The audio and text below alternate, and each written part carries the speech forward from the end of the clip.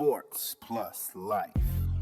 I've said it before, and I'll say it again and again and again and 1,000 more times. If James Harden is your number one option on your basketball team, you ain't winning no titles. It's really that simple. It's not gonna happen. Sports plus life. So, Cardi B and Offset are getting a divorce? Does that surprise you? I mean, for real.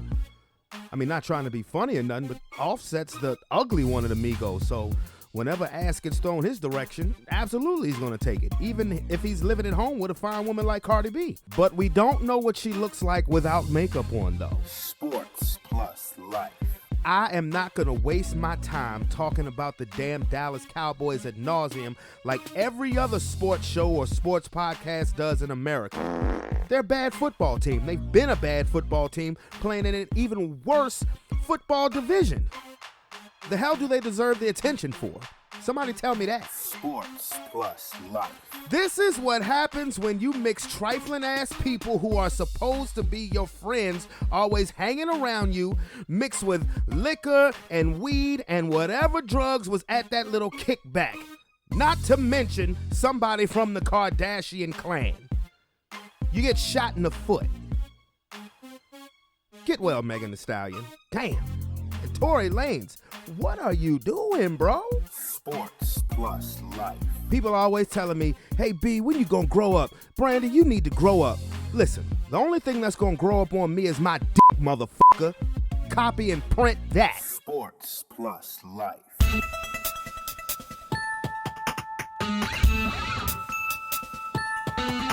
On the gridiron or courtside, you know what time it is. It's sports plus life. Sports plus life, huh? Ringside or front court or field pass, we ballin', no. Knuckle up or buckle up. I tell it like it is when I'm on my show. Home run, slam dunk, knockout, or gossip though. Sports plus life, yeah. Sports plus life, huh? Yo, what's up? What's good? How's everybody doing today? It's your boy, Brandon Brevon Towns, host of that show called Sports Plus Life. I am still messing with this new intro so hard, but you know what time it is. Turn it off, turn it all the way off, yeah!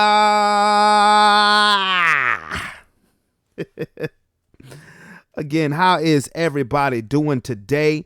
Allow me to reintroduce myself. My name is Brandon Brevon Towns. And again, this is Sports Plus Life, that hit-ass sports podcast where we talk about all the necessary things that need to be discussed in the world of sports and also the necessary things that need to be discussed in life. We like to tackle all of those issues. Do you understand what I'm saying? Are you feeling what I'm coming from? You're probably saying, why you sounding like Cat Williams right now? But you know what? I don't even know. It just came to me just like that. Or I sound like somebody. I don't sound like my normal self. But anyway, I hope everybody's doing good. I hope everybody's feeling good. You know, we're going to jump right into it because we're going to have some fun today. You feel me? We're going to have some fun. It is Thursday, October the 22nd, 2020. You know, it's hot, man. Yo, this VA weather has been so like crazy.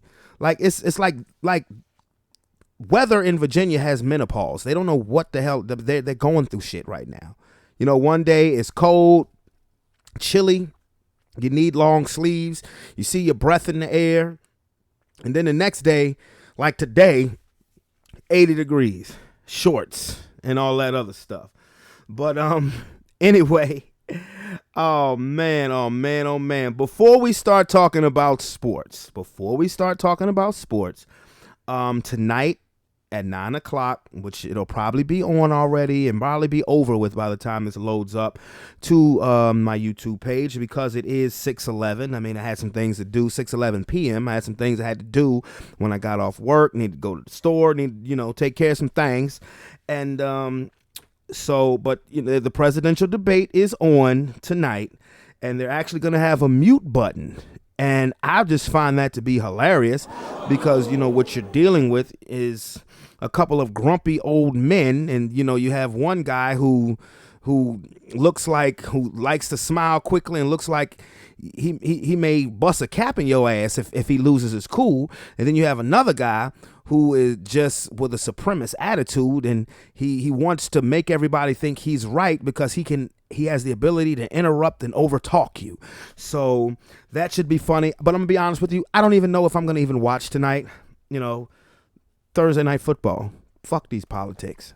I mean, but either way. But what I'm saying that, excuse me, to lead into Barack Obama, our President Obama did a mic drop on Donald Trump yesterday at his rally in Philadelphia, where he had people sitting in cars responsibly. We're still in a pandemic. Coronavirus! Coronavirus! Yes, we get it. So anyway, when he started talking about overseas bank accounts with Donald Trump, I just found that to be hilarious. Just check it out. It turns out this was just reported in the last 48 hours. We know that he continues to do business with China because he's got a secret Chinese bank account. How is that possible? How is that possible? A secret Chinese bank account. Listen, can you imagine if I had a secret Chinese bank account when I was running for re-election? You think Fox News might have been a little concerned about that? They would have called me Beijing Barry. It is not a great idea to have a president who owes a bunch of money to people overseas. That's not a good idea. I mean, of the taxes Donald Trump pays, he may be sending more to foreign governments than he pays in the United States. His first year in the White House, he only paid $750 in federal income tax. Listen, my first job was at a Baskin-Robbins when I was 15 years old. I think I might have paid more taxes that year working at a dispensing ice cream. How is that possible? How many people here paid less than that? It's possible, just possible now, that if you are living high on the hog and you only pay $750 in taxes, that maybe, just maybe, he might not know what working people are going through here in Pennsylvania. Beijing Barry. I mean, that was so borderline racist, but it was so funny. Now, I can hear any Trump haters, any Trump supporters, that may accidentally come across this and say, see, if that was Trump that said that, you would say he was a fucking racist. Fucking right. Pretty much. But you know what kind of dirty shit they were saying about him when he was running for re-election back in 2012. They was calling him food stamp president and all of this other stuff, talking about his name, how it sounded like Middle Eastern, and did he have ties with Bin Laden and all of that dirty stuff. So, but does anything Trump does surprise you? Honestly, does anything that Donald Trump does it surprise you? The Chinese bank account, you think that's probably not the only one. He probably got a couple of stash in a few other countries. For real. But anyway, yeah, final debate tonight. Everybody go out and vote. Now, let's get on with the sports. So without further ado, let's get to it, bruh. Okay, so what we're going to do is we are going to go over first. I'm going to quickly go over the week 6 results from the NFL last week. Let's see. We'll jump right into it. The first game was Houston at Tennessee, that I'm looking at right now. Houston at Tennessee. Tennessee wins in overtime because Romeo Crennel, the coach of the Houston Texans, let's analytics, ruin a football game for him. I mean, for real. You know, you're up. You scored a touchdown. You're up 7, right? You're up 36-29, but you decide to go for 2. I understand you're trying to, in effect, win the game, and I also understand that you're not going to be the head coach in the future for this team, so, why not let it hang out? But still, like, you're still a coach. You've been a head coach, Romeo Crennel. You're a competent head coach, at least I would like to think so. And you go for 2, you don't get it, and then all of a sudden, Tennessee, as predictable, because Houston's defense sucks. They're not cowboy bad, but they're not a good defense. They're not a good defense either. With J.J. Watt, with Whitney Merciless, with Justin Reed, they're not a good defense. But predictably, Tennessee scores, makes an extra point, goes in overtime. Derrick Henry had over 200 yards. He pretty much single-handedly got them down there, and they won. They scored. Deshaun Watson never saw the ball. He never saw the ball in overtime. And, that's his coach's fault. Because, Deshaun Watson should have never saw the ball again because of a victory. I mean, look, if they go down there and score a touchdown and a 2-point conversion, so be it. But they scored their touchdown with 4 seconds left. So, let's say they score a touchdown, but don't get a 2-point conversion. Hard saying you're going to stop Derrick Henry for 2 yards, but let's just say they did. Even if they recovered an onside kick, they had 4 seconds when they scored a touchdown. Don't give away points. Don't give away points. It's the same thing that happened last week with Minnesota and Seattle. Don't give away points. That's just stupid. Anyway, but Tennessee improves to 5-0. Houston, who I said was my dark horse, continues to make me look bad. Cincinnati at Indianapolis. The Bengals had a 21-0 lead in this game and blew it. The Colts came back to win the game 31-27. The Colts are now 4-2. Atlanta at Minnesota. I couldn't even call the Falcons to win because I pretty much had completely lost faith in them. And what did the Falcons do? They beat the hell out of Minnesota, who I think everybody should have lost faith in as well. The Falcons beat the Vikings in Minnesota 40-23. Now, just you watch. Now that the Falcons pretty much have nothing to play for, watch they're going to go out and they're going to kick ass. They're 1-5 now. It would not surprise me one bit if the Falcons finish 8-8 or even 9-7. I'm just saying. Anyway, upset of the day, my Denver Broncos beat the New England Patriots, bruh. What? Cam Newton played, bruh. What? Stephon Gilmore played, bruh. What? And we won. But I'm going to say this. I was fussing the whole entire game because, for one, we won 18-12. We didn't do anything but kick field goals. I understand this is Belichick's defense, but this happens against damn near everybody. Bruh. And I know I need to kind of mellow out because we have actually won 2 straight games. We've actually won 2 straight games. I didn't have us beating the Patriots, but I swear I wish I was the owner. I do. Because I would call, as much as I love John Elway, I would have John Elway right in my office and Vic Fangio, even though I would credit Vic Fangio in the way his defense played. I would say, let there be another motherfucking game. Matter of fact, no, I'm not going to say game because sometimes it happens. But let there be another season where our field goal kicker is the most valuable player. I'm firing niggas after that. Because this has been the story of my Denver Broncos since we won the Super Bowl 5 years ago. We sure know how to kick them field goals. And Drew Lock, I would have his ass up there too and say, throw 2 dumbass interceptions like that when we have the game locked away. I dare you. Wait till you see the dude that y'all just beat? He will replace you next year. God damn it. But we did win. The DC Dick Itch lost to the Giants. Another one. The DC DIs, they tie the game with a little over 30 seconds left. They want to go for 2 for the win. Now, I don't know if this was analytics as much as it was Riverboat Ron doing his Riverboat Ron shit, But I predicted that the Dick Itch would scratch their way to a victory. And they made me look bad. So NFC East is horrible. But now at least I guess every team in that division now has a win. they're god awful. Anyway, next, speaking of NFC East, the Ravens beat the Philadelphia Eagles in Philadelphia 30-28. But I tell you why I hold out hope for Philadelphia. Now, I do have an affection for the Philadelphia Eagles. I'm not going to lie.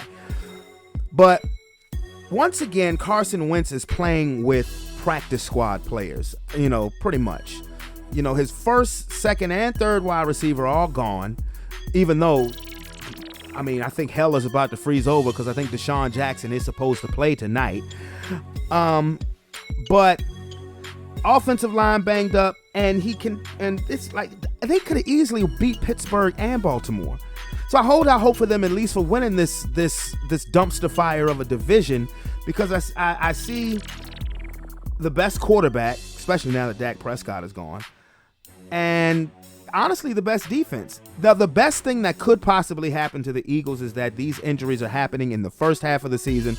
The division is so craptacular that 6 wins could possibly win the division, maybe 7 at most. And if you get all of your pieces back healthy, and now you've discovered a new weapon, and Travis Fulgham, I like him, ODU in the house, you could be in business, some kind of business. That division sucks.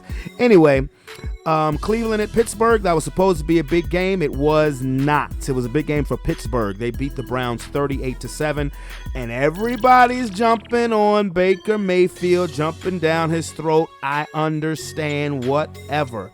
I get it.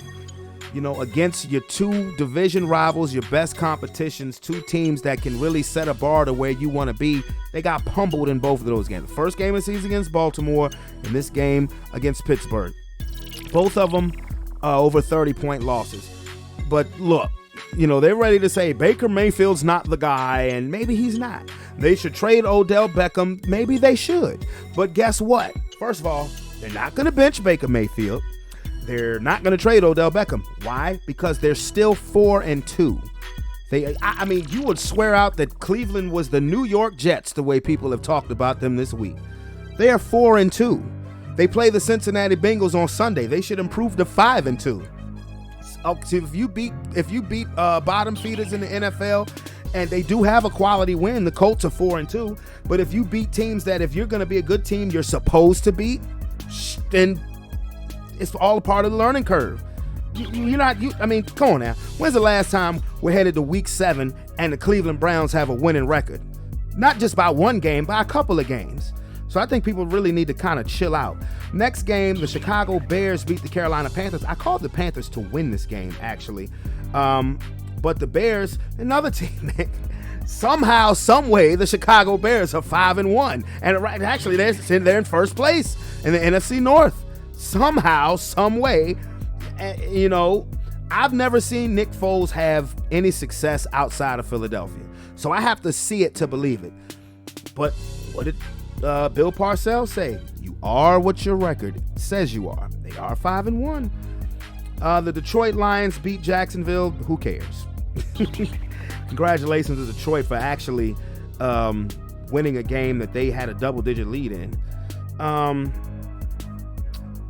The New York Jets, who are a high school squad, lost to the Miami Dolphins 24-0. Miami is secretly playing some ball. They've won 3 out of their last 4 games. And here's the kicker. They are having a quarterback change, as it is Tua time now. I'm going to get into that in a second. Game what was supposed to be the game of the day was not the game of the day at all. The Green Bay Packers got bitch slapped by Tampa Bay 38-10. Now they're going to give all the credit in the world to Tom Brady. Tom Brady had a game manager's game, 166 yards. He was a game manager. Ronald Jones had 113 yards rushing. He played great. Now Rob Gronkowski catching for 78 yards and a touchdown is a layer of hope that you would like to see. They're 4-2. I'm not going to be like some people that I hear saying that they're the team to beat in the NFC. No, they're not. No, they're not. But it's a good win. They're in first place in their division. New Orleans had a bye week, so good win. I did not expect to see the Packers stomp like that, particularly the way that Aaron Rodgers had been playing. The Sunday night game, every time I get ready to bury the 49ers, they come back and tell me to shut the hell up. I had the Rams beating them. The 49ers beat the Rams 24-16. Jimmy Garoppolo had a bounce-back game after being benched. And it's like every time I want to put them away because they have been so beat up by injury. And now Deebo Samuel is back. Maybe if they make a play for another wide receiver. Now, them losing two of their defensive linemen, Thomas and Bosa, that's going to hurt regardless. But they're still a well-coached team, man. Monday Night Football, Buffalo, their fairy dust is starting to wear off. The Kansas City Chiefs went there and beat them 26-17, really behind the running of the rookie Clyde Edwards-Helaire. He had 161 yards. Josh Allen played pathetic. You know what's happening here, right? This is the problem. Brett Favre is the problem. See, whenever Brett Favre gives a vote of confidence to a quarterback, they start playing like garbage. He said a couple of weeks ago that Josh Allen was the next Tom Brady. And he ain't won a game since. Then he said Aaron Rodgers was playing the best ball of his career. And he come out and gets monkey stomped by the Buccaneers. So you quarterbacks, if you're a quarterback in the NFL, please tell Brett Favre, don't say shit about me. You know, don't even give me a thumbs up. Just leave me. Talk about anybody else. Leave me alone.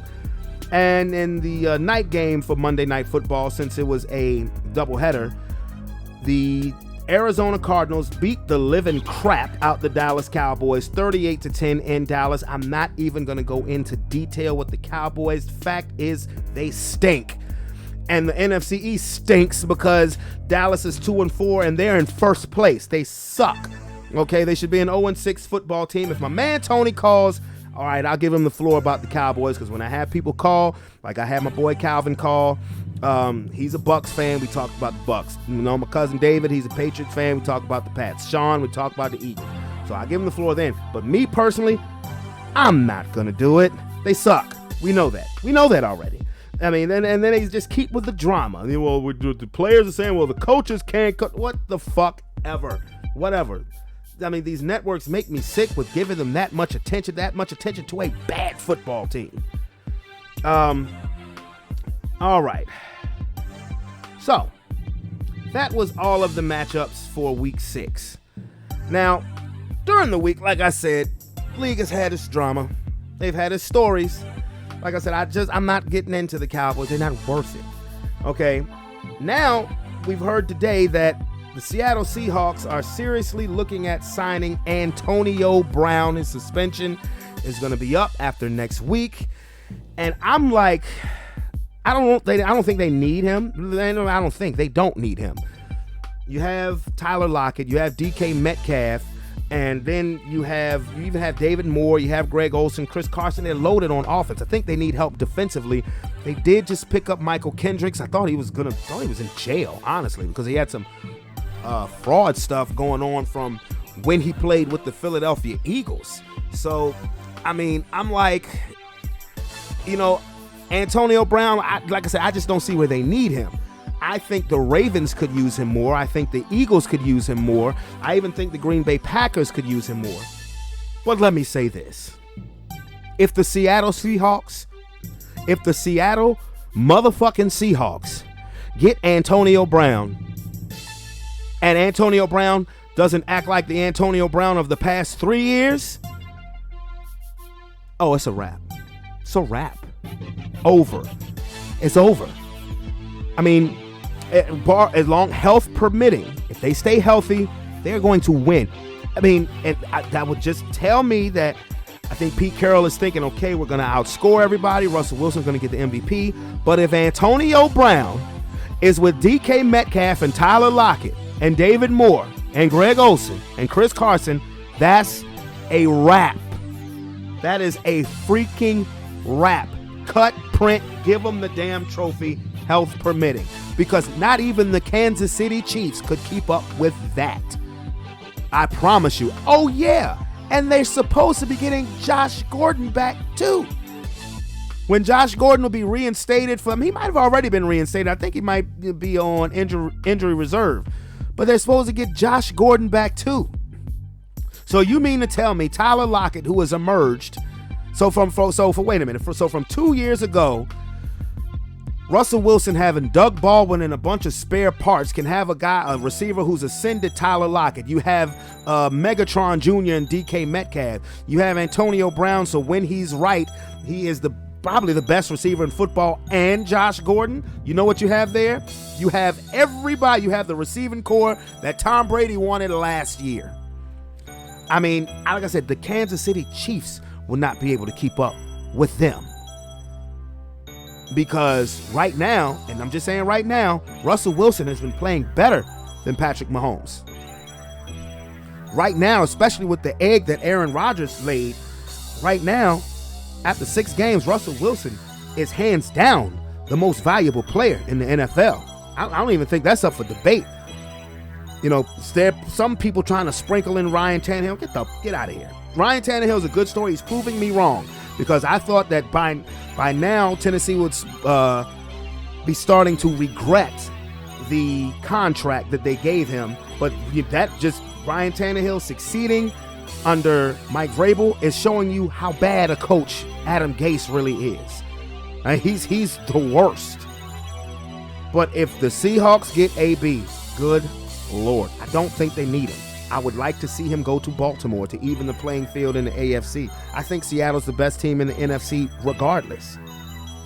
But then on the other hand, Baltimore is going to sign Des Bryant to their practice squad team, which lets me know that they're probably not going to go after Antonio Brown. Excuse me. Des Bryant going to a practice squad team. He hasn't played since 2017. I mean, he should have signed with them in 2018 when they offered him a contract. I mean, that was dumb on his part. It really was.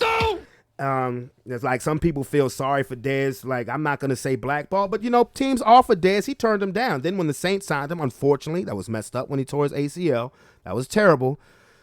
But I think Dez was really holding out hope that Dallas was going to sign him again. And, like, bruh, they don't want you. Why would you want them? God. But, Des Bryant, which means he'll probably be playing, I would say, by week 9, week 10, maybe before Thanksgiving. But Dez to the Ravens doesn't tickle my nipples. That's not a difference-making move to me. Now, what I have heard is possibly a trade involving A.J. Green to the Ravens. Now you're kicking some nutsacks if you bring A.J. Green to the Baltimore Ravens. A.J. Green, who, by the way, just had his best game this season last week in the loss to the Colts. I mean, he has to get his feet wet again. He didn't play at all last year. And I think Cincinnati is trying to go into a rather youth movement. I mean, A.J. Green, Des Bryant, Antonio Brown, they're all 32 years old. Ravens, you get A.J. Green and Des Bryant, okay, now you got something. Excellent. And then, like I said with the Dolphins, the Dolphins have decided to sit Ryan Fitzpatrick down, and they're going with Tua Tagovailoa. I'm not even going to edit that. That's too funny.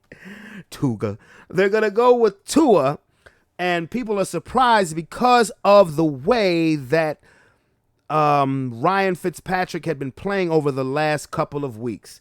And Ryan Fitzpatrick, this is how he was feeling when he found out he was getting replaced. I was shocked by it. It definitely caught me off guard. And it was a hard thing for me to hear yesterday, just kind of digesting the news. My heart just hurt all day. Like it was heartbreaking for me. And Flo kind of said what he said and said what he said to you guys as well. And that's the decision and the direction that the organization is going in. And obviously, we've talked in the past, me and you guys, about, how I'm the placeholder, and this eventually was going to happen no matter, it was just a matter of kind of when, not if. And it still just, it broke my heart yesterday. And, it's a tough thing for me to hear and to now have to deal with, but I'm going to do my best with it. Will you stop your dumb sniveling, Fitzy? Buck up, Fitzy! Buck up! Man, look. Hey, look. Yes, I added the sad violin music. Because, look, he said it himself. He knew he was a placeholder. So, why you tripping? I mean, I understand, yes, they were playing good. People are talking about how much, Buffalo done lost 2 straight and New England's in 3rd place, and in 2nd place is Miami. Hey, but the reason why they drafted Tua was for him to take the job. Now, and Ryan Fitzpatrick's track record would let you know that this is about the time he fizzles out. I can give you a quick history lesson on Ryan Fitzpatrick. I want to say 2011 when he was a starting quarterback for the Buffalo Bills. And coming off of a big win at Buffalo against New England, Buffalo gave him a fat old contract extension. You are our guy, you're our quarterback of the future. Ryan Fitzpatrick fizzles out.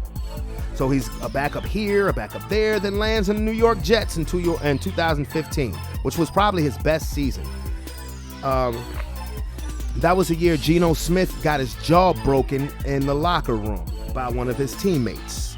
And Ryan Fitzpatrick stepped in and had his best year. They had weapons. They had Brandon Marshall, Eric Deckard, Matt Forte. And they, again, oddly enough, coming off of a big win against the Patriots, they were in the last week of the regular season. It's simple. Jets, you win, you go to the playoffs. Mind you, Ryan Fitzpatrick has never taken a team to the playoffs. Never. He's 37 years old. He's had a great career, but he's a journeyman. So mind you, with 1 game to go, you win, you get in. You're playing the lowly Buffalo Bills. He throws 3 interceptions. They lose. So again, now he's a backup here, a backup there. He winds up in Tampa Bay 2 years ago. Gets that offense smoking. Gets that offense out the gate smoking the first couple of weeks of the season.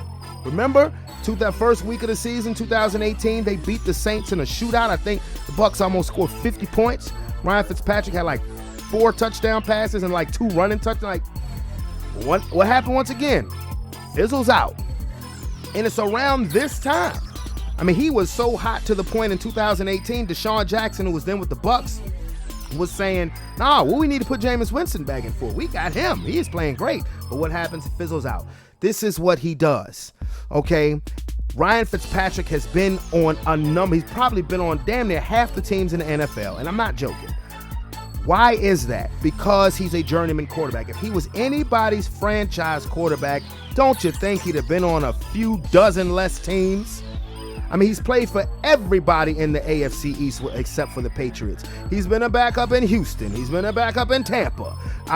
He's well-traveled. Now, he's a serviceable quarterback, but he is what a good backup is supposed to be able. He is what a good backup is. He does what a good backup is supposed to do. Come in, if you have quarterback hurt, just hold the ship, steady the ship forward, win a couple of games, and then once a starting quarterback is ready to go, you take a step back with that clipboard, bruh. Now, I understand Tua's a rookie and everything, but look, man, you knew this was coming. Stop crying when why you 50. Come on, man. Cut it out. Cut it out.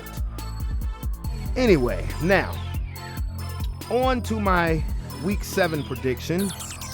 And I'll make this quick because I want to try to get my man Tony on the phone. Giants at Eagles. The winner of this game will share first place. Matter of fact, if the Eagles win because of the tie, they will have sole possession of the NFC East with a 2-4-1 record. I'm going to tell you, whoever wins the NFC East should not be allowed to play a home playoff game. That's just ridiculous. Now, it's not quite the worst division ever yet, like people are saying. It's on pace to be, but need I remind you, and this is the sports nerd in me, 10 years ago, the Seattle Seahawks won the NFC West at 7-9. The year of the Beastquake run, they were 7-9. The next year in 2011, my Denver Broncos with Tim Tebow won the AFC West at 8-8. 3 years after that, 2014, the Carolina Panthers won the NFC South with a 7-8-1 record. So we shall see, but it's damn sure on pace to be the worst division ever. For real. You might throw a couple more ties in there. Detroit at Atlanta. I think that's going to be a pretty offensive game. Like I said, Falcons got nothing to play for. Watch them start kicking ass. I pick Atlanta. Cleveland at Cincinnati. I think Cleveland wants to shut everybody up, even though they'll still have detractors because they're playing Cincinnati. Joe Burrow is becoming nothing more than a pinata so far. They better get that boy some help. They better get him some protection, offensive lineman, or else they're gonna have some problems because he has to stay healthy to be productive. The big game, Pittsburgh at Tennessee, undefeated versus undefeated. Gosh, this is tough. Ooh, it's at Tennessee. There'll be fans there. Gosh, this is tough. I'm going to go with the Steelers. I like the defense better. Carolina at New Orleans. New Orleans coming off a bye week. Michael Thomas back. I'm going with the Saints. Buffalo at the Jets. This is what the doctor ordered for the Bills. They will win. Dallas at the DC Dick Itch. Now, this is interesting because Andy Dalton looked pathetic against Arizona. I still think that Ron Rivera, God bless his soul, because he's battling cancer. But I think he should put in Alex Smith, not Kyle Allen. I think he's because he's familiar with Kyle Allen, and he had him last year while he was coaching Carolina. That's why he's in there. I think that's what he should do, but that's not what he's gonna do. It just wouldn't surprise me because one thing the Dick Itch can do, they can rush the passer. They can rush the passer. You know what? Fuck it. I'm going with the upset. The Cowboys will lose to the DC Dick Itch. They will scratch their way to a victory. Okay. Green Bay at Houston. I think this is going to be another shootout. I like Green Bay to win. Bounce back from that embarrassing loss last week. Tampa Bay at Vegas. This was just moved actually to this was supposed to be the Sunday night game, but COVID related stuff with the Raiders offensive line.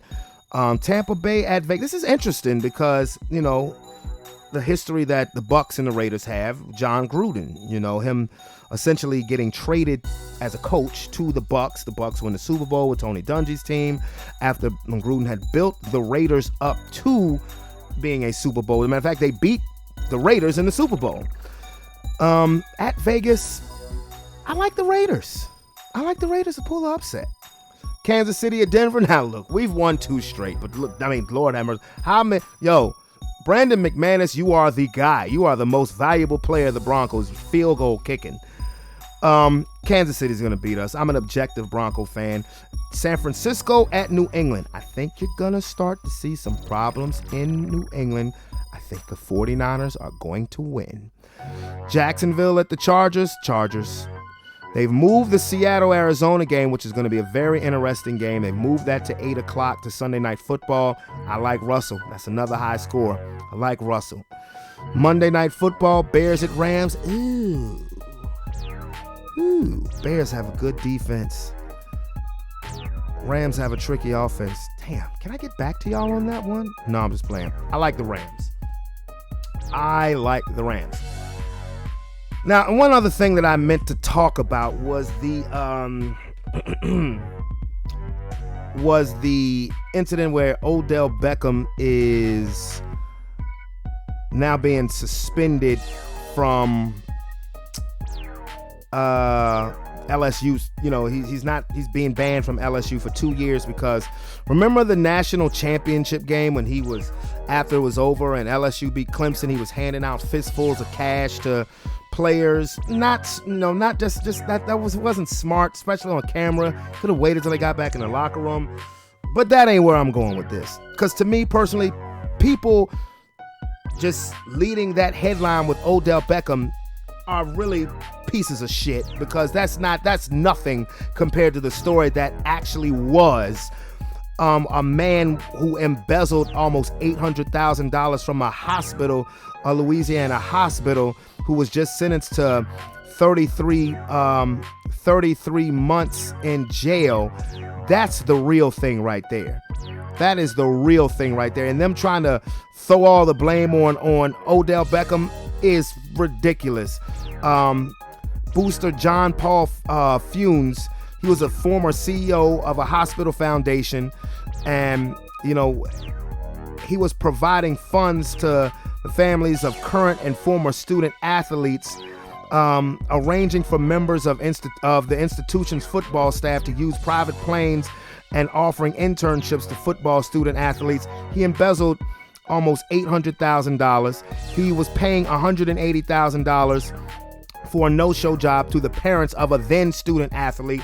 He was taking gift certificates that was meant for cancer patients and was using them to go to LSU and New Orleans Saints football games and calling it hospital travel.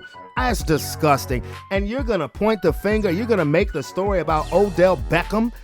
OBJ he gave a couple of players $2,000. So what? I mean, that happening is not the reason why LSU sucks this year. It ain't, it's not the reason why LSU sucks so bad this year. The guy who's now a piñata in Cincinnati and the fairy dust has maybe run off of the 3 cigarette pack a day, 18-wheel truck driver coach that they have. The fairy dust has run off.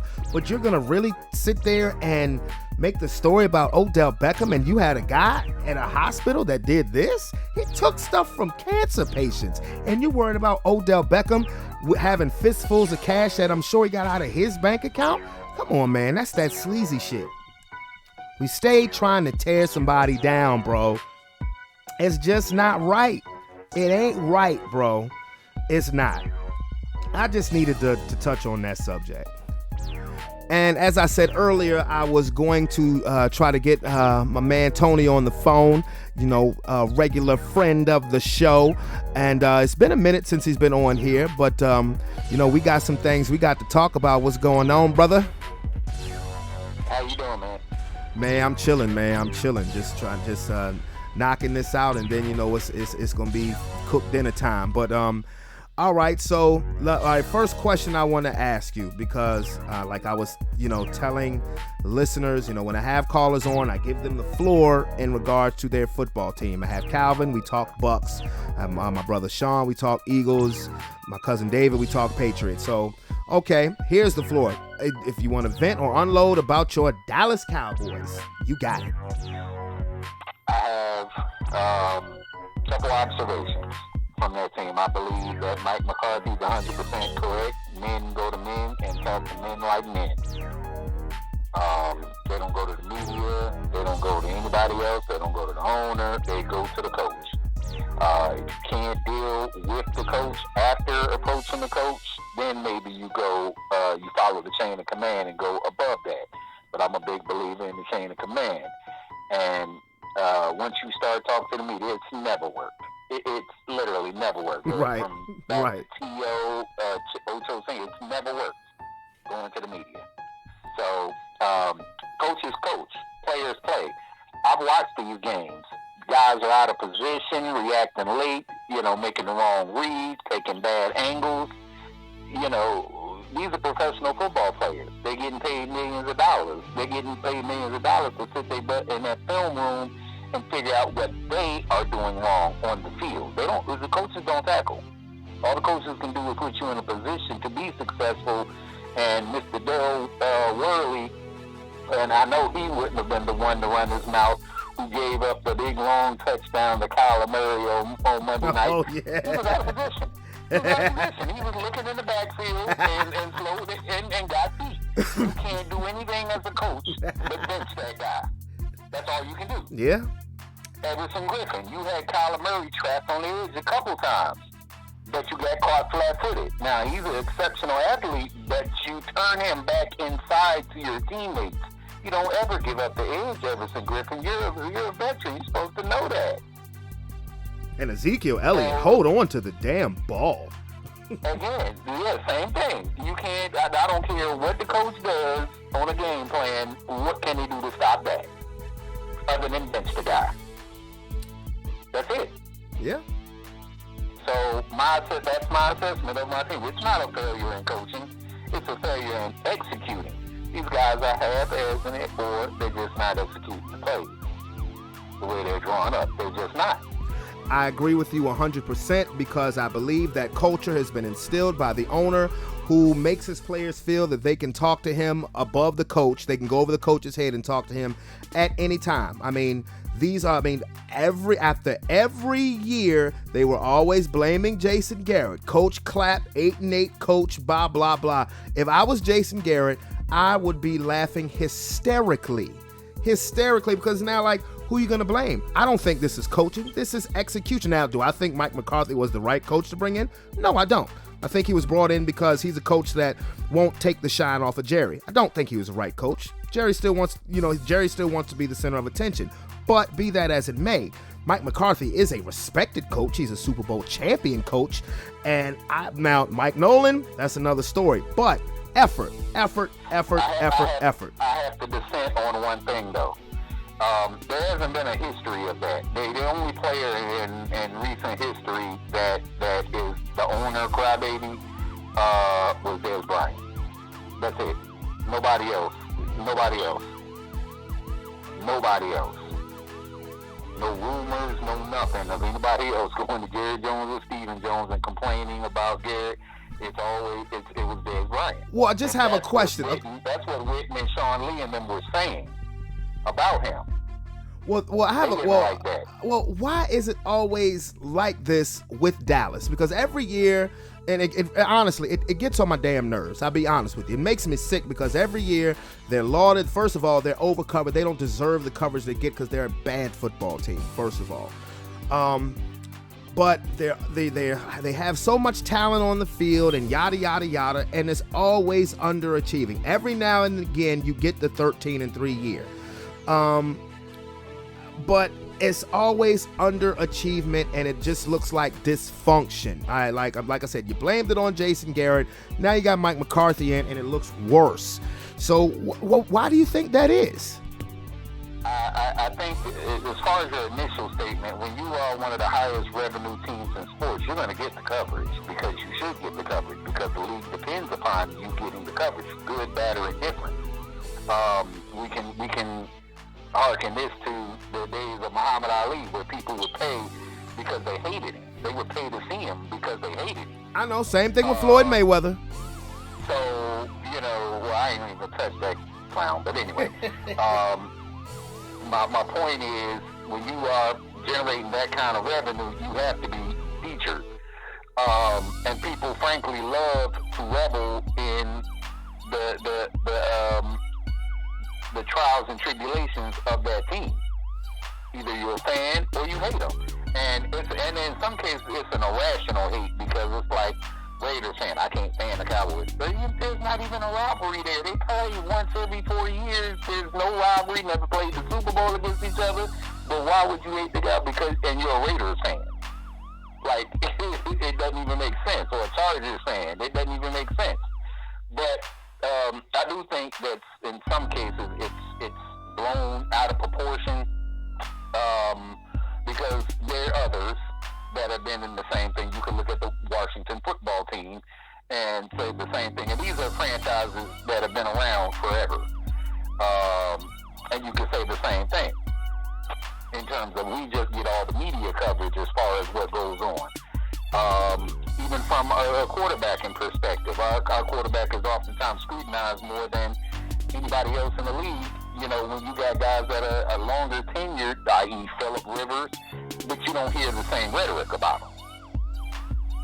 But what has Phillip Rivers ever done? He put up numbers, but what has he done? He's going to end up being another Dan Fouts. Right. Yeah, right. Well, I can answer the question with why. I mean, with most people don't like the Cowboys because of their fan base. I mean, I don't run into many objective Cowboy fans like yourself, like my boy Eddie. Most Cowboy fans I run into just get arrogant and just assholish with the talk of a team that hasn't done nothing in a quarter century. Not even so much as a conference championship game. That. Huh? And you believe that? I'm talking. I can go into Walmart with just my jersey on and say nothing, nobody, and some dead skin, foreskin, potato skin fan will say something to me. And I didn't solicit their opinion, didn't ask them what they thought about my team. Didn't want to talk to, but they'll make a comment. Oh Lord. Well, no, I'm not gonna go there. Yeah, I'm not gonna go there. I lived in Philly 20 years, again, in a rational, but most people don't know. The rivalry in Philly is not actually Dallas, it's more so the Giants. They get fist fights in the stands. No, I know. I mean, I actually went to a Philly-Dallas game. I was surprised in how calm it was. That was the game where Tony Romo broke his collarbone in 2015. But no, I'm not going to go there as far as, Cowboys. Oh, God, unless somebody approaches me about football. Now, I'm strictly talking on the field. That's what I'm talking about. I'm talking about on the field of play. I'm not talking about the revenue, the media, and all of that other stuff. I'm talking about what they've done as a football team since the 1995 football season. I'll get on a Washington fan even worse because they're even worse. You can say that, but when's the last time prior to this bubble, when's the last time you heard a Lakers fan talking shit the day before the bubble ever started? I'm a Laker fan and I wasn't talking shit. Yeah, but most do. When they talk about yesteryear. They talk about accomplishments from yesteryear. This is what I've called. If you go back and listen to any of my old episodes and I talk Lakers, I said that this was the dark ages. I mean, did I miss the old days? Of course, but I'm not that fan who, if you were a Golden State Warrior fan over the past 5 years and you want to talk basketball to me and you want to be like, yeah, the Lakers are trash, I'm not going to follow up with, well, we got 16 championships. That's not me. That's not me, because we haven't been crap until this year. I will.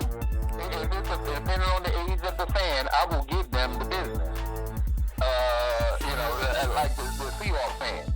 If you're over a certain age, you're not a Seahawks fan, for real. You might be a Russell Wilson fan. You may a bandwagon jump ship from your actual team, but you're not really a Seahawks fan because you're not going to tell me, you're not going to sit and try to convince me that you were Sean Alexander and oh, I know real fans when I see them. Because I. Convince me that you. Yeah. What was the running back? Chris Warren, Brian Blades, John Kittner, Steve Entman. Oh, I know a real fan. I'm a Golden State fan. I'm a Golden State fan. Well, name me a roster prior to 2000. Just name me any Golden State roster prior to 2000. Oh, now if somebody says run TMC, you got me. You got me. But I'm not that type of fan. But it's like I said, it just baffles me in regards to the dysfunction that always happens around that franchise. I mean. Well, perhaps there's more dysfunction around the league, but again, because we are the most highly scrutinized franchise, much in the same way as the Yankees, much in the same way as the Lakers with all that stuff with Bus and the management was going on. Every day you turn on sports and it was and it wasn't even basketball season. Yeah, it was embarrassing. It was embarrassing. It was. It was embarrassing, and I've been a Laker fan my whole life. That was a time. It was just something that I just never saw. Now, the Lakers, for lack of a better purpose, are a mom and pop run organization. And it just seemed like that it was disintegrating. It was something I wasn't used to. And, you know me. You know I'm a real Laker fan. Last week we talked sports for about an hour, and we were going back to rosters all the way in the 80s. You know what I'm saying? So, It's the standard that's set, and if you do not live up to that standard, as I said, there are people that love to hate, and I promise you, when Muhammad Ali got that jaw tapped by Joe Frazier, the media coverage was all over it. And not in a good way. He lost his stuff. The Patriots will soon be in that same thing. Oh, they're there now. They're there now. Playoffs, but they don't win. No, they're there now because they just lost to my Denver Broncos. Hey. And they're asking now, this is the first time in almost 20 years that the Patriots, after, that a quarter of the season has passed, and not only are they not in first place, but they're under 500. Oh, they're getting there now. Right. Now, certain teams will lose that, though. Certain teams escape that scrutinization like the Spurs did. They escaped it because of the nature of their players. There's no San Antonio player that you can think of. Maybe you had to go all the way maybe back to Iceman, George Gervin, to find a player on the Spurs that you could consider an arrogant player. Because they were just a humble team. Popovich, you either loved him or hate him, but you couldn't put his personality on the entirety of the Spurs roster. Yo, yeah, so when they fell off, no one really talked about it. Yeah, I hated a lot of the Spurs rosters, not because they were arrogant or anything like that. They were just always in the way of the Lakers in some form or fashion, particularly the Shaq and Kobe years. But I respect the hell out of Popovich. I do. I want to ask a question. It's sports related since we're on the sports topic. So you got the Ice Cubes and the 50 Cents, and now you want the Waka Flocka, throwing his little 2 cents about the upcoming election, and Waka Flocka has a totally different thing. Ice Cube, I listened to him talk to Roland Martin, and Roland Martin embarrassed me. Ice Cube perhaps should just fall back. 50 Cent is ignorant. You don't support the guy because he's going to raise your taxes because you're rich. Black people are not trying to hear that. My point to that is, you have the pro athletes, the black pro athletes, and the majority of them, the ones that have been vocal, are not Trump supporters. They're supporting Biden, irrespective to the monetary hit that they may take because of higher taxes. Right. My question is, as a pro athlete, what do you think means more to these guys? Them dollars or the culture in this country? Well, I think the pro athletes who have been speaking up and wearing the Black Lives Matter shirts and have been pro Biden they're voting on principle. I think they care more about the culture. And I think, honestly, and not trying to be funny, I think a lot of them care about the culture because they already have generational wealth. But some of them realize that, hey, there was a point in time where we were just seen as just another nigger. Right. So I think it all ties in together. I think they care about the culture, and plus they also already know that they're already set for life financially, unless they're mega dumb with their money. Unless they turn into Antoine Walker. No disrespect, but I mean, for real. But I mean, like, you look at the contract. Think about it. Chris Paul's going to be making $40 million next year. Russell Westbrook's going to be making $4. These athletes are set off of one season next year. They're set for life. They're signing $200, $300 million, especially baseball players. They're signing $200, $300, $400 million contracts. Patrick Mahomes, $500 million contract. So if you're a black athlete, particularly, a high-profile black athlete, I find it very responsible what they're doing. Like, I'm not a fan of LeBron James on the court, but I do appreciate his activism. And like I said, he's set for life. He never has to take another dribble for as long as he breathes air. He's set for life. His kids are set for life. His grandkids are set for life. His great-grandkids are set for life. So I think that's responsible. Now, I mean, but then you will have your black celebrity who will be thinking about the almighty dollar, who might say the right thing in public, and you never know. A lot of these people could be saying the right thing in public, but doing the complete opposite once they get behind that ballot. Or they could say the wrong thing in public and do the wrong thing in public, i.e. Jim Brown. Like, I don't even know what his irrational support of Trump. I don't get it, but I don't know. A different kind of cat. I mean, everybody is entitled to vote for whoever the hell they want to. I just know who I'm voting for.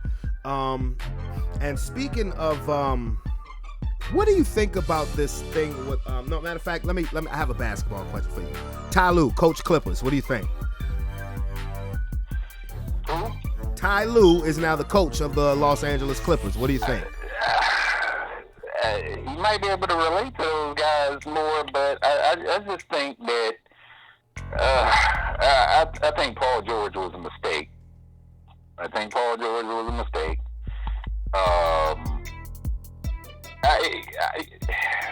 know.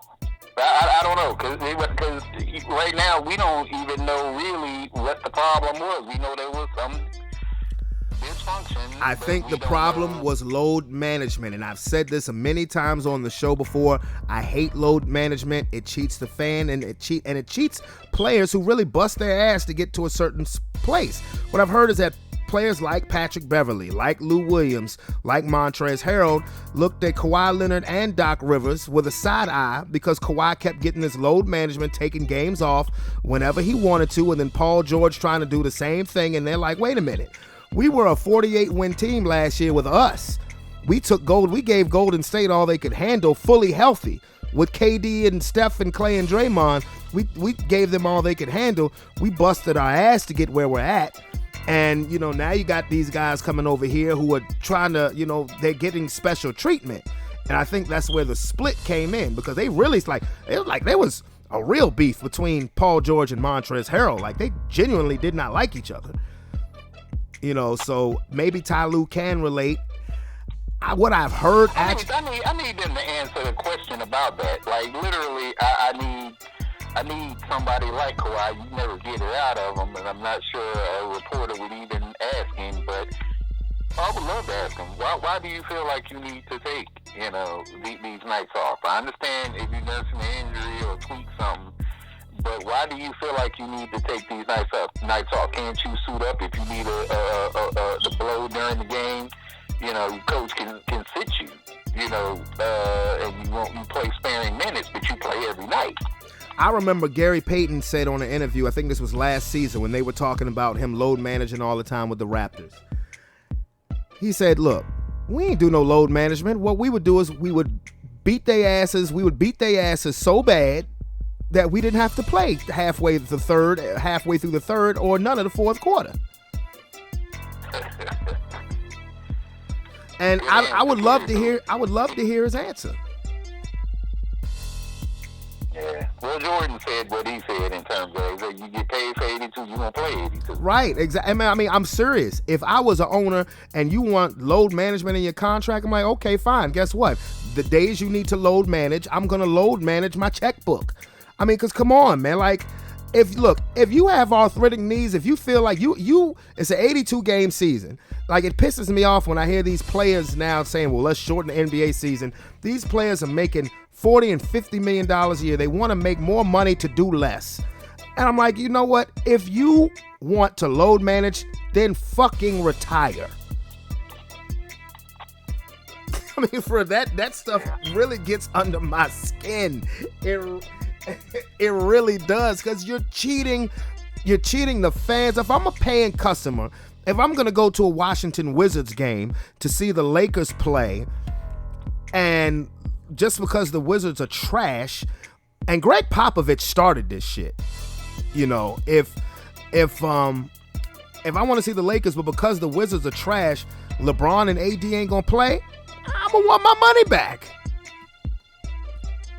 Yeah. As a fan, you'd have every right to, but the argument they'll make, you paid to see the team no matter who the lineup is, and what if there was injury, would you still want your money back? Yeah, but it ain't injury. Yeah, exactly. If it's an injury, that's different. If you pulled your hamstring the game or 2 games before and you can't play, I understand that. But if you're a DNP for rest, I don't want to hear that shit. You know what I'm saying? I don't want to, because what they don't understand is the fan situation. You don't know if the people who are coming in the arena that night regularly come to games. That may be the only game they may come to in their life. And they're coming to see you. Right. That's why I appreciate people like Jordan and Magic and Kobe. With Popovich a few years ago on some of them primetime games. Yeah. He's sitting Duncan and he's sitting Duncan, Ginobili, and Parker. Matter of fact, it was a primetime game against Miami, and he sent them back to San Antonio. They didn't even show up. Yeah, it's not a good look. Hey, I'm gonna tell you something funny I saw the other day. This is how irrational people are. So, an NBA great was asked a question. They were interviewing him, just talking general basketball, and they asked him a question, and he answered it, and it drew the ire of the LeBron sexuals, because they asked Hakeem a guy who did what with LeBron? Helped LeBron with his post game and yada yada yada. And his footwork, they yes. asked him about Jordan and LeBron, and Hakeem said Michael Jordan is the superior basketball player.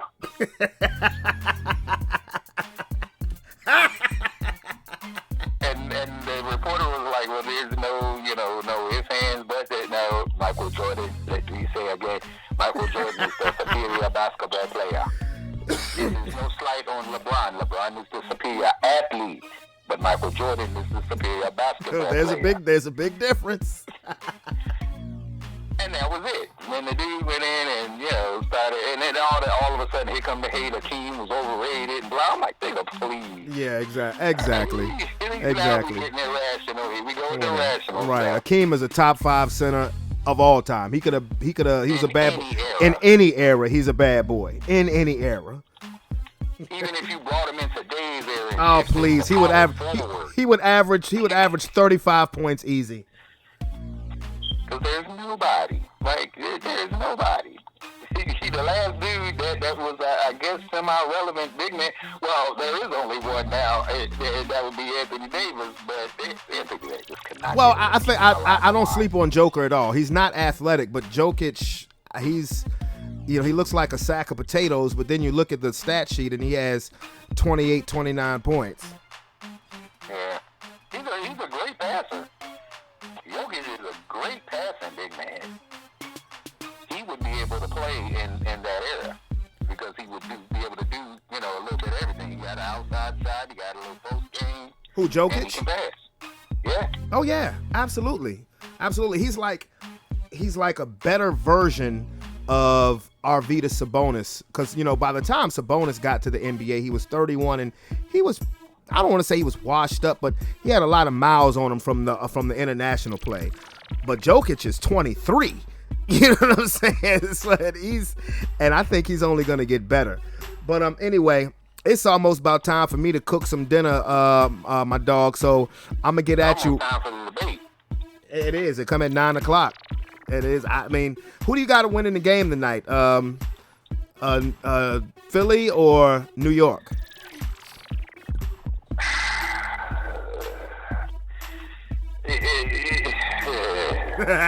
Y'all division is pathetic. You know what? I'm gonna take New York. I'm gonna take New York, and I'm gonna tell you why. Because Wentz's security blanket is gone.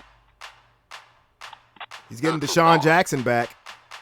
Yeah, but Ertz is gone. He's never been a friend of wide receivers. So having Deshaun he has developed a kind of a security blanket mentality with Greg Ward over this past season and change. So I mean, you're right. There's no Ertz, there's no Goddard, but we'll see. Yeah, yeah. I don't know, but they're strange. Both of them teams are strange.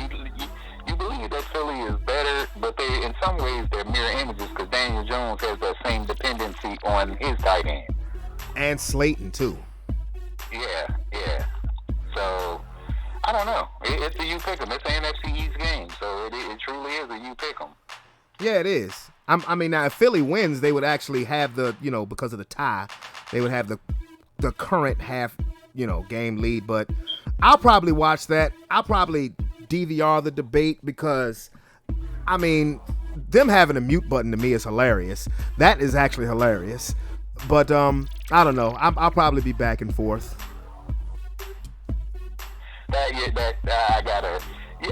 I'm curious. They got the mute button, so we won't hear. But I bet you any money Trump is gonna sit there and just yell over the head Joe Biden. But Joe Biden is this kind of guy, and I'm not a fan per se. I believe it's the choosing the lesser of two evils, the far pretty much lesser of two evils. But it's a good placeholder for 4 years until you can get a suitable candidate. Yeah, like Kamala. But Joe, I'm not a fan of Kamala either. But that's a whole different thing. Prosecutors and the things they do with plea deals just bother me. But anyway, Joe Biden is the type of guy, though, I think, and he came close the last debate that they were actually together. He's the type of dude that if Trump keep pushing much with that Hunter Biden stuff in there, either A, he's gonna say something real wrong on TV to Trump. Yes. Or he might pull up Don Jr. and Ivanka and start, but his moral base is so much so that he really wants to leave the children out of it. But if you're gonna keep coming at my kids, I'm gonna have to go with your kids. Yeah, exactly. Yeah. This is what Trump wanted. He wanted America to become a reality show. And that's what these debates have been. They've been a reality show. But anyway, I'm going to get at you soon, homeboy. Okay. Take care, bro. Yes, sir. Yes, sir. Matter of fact, I'll hit you up Sunday about these games. Okay. All right. Thanks. All right, later. My man, Tony. Always a pleasure. Always knowledgeable. And with that being said, where the buzzer. Okay, well, this is episode number 101 for Sports Plus Life. This was a long one, and you know what? I like to do longer episodes. I love having guest talk. If anybody would like to be on the show or get interviewed or whatever, just hit me up. Let me know. Don't hesitate to push that subscription button.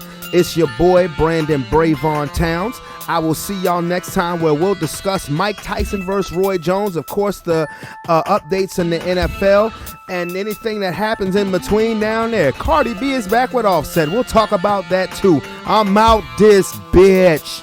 Peace.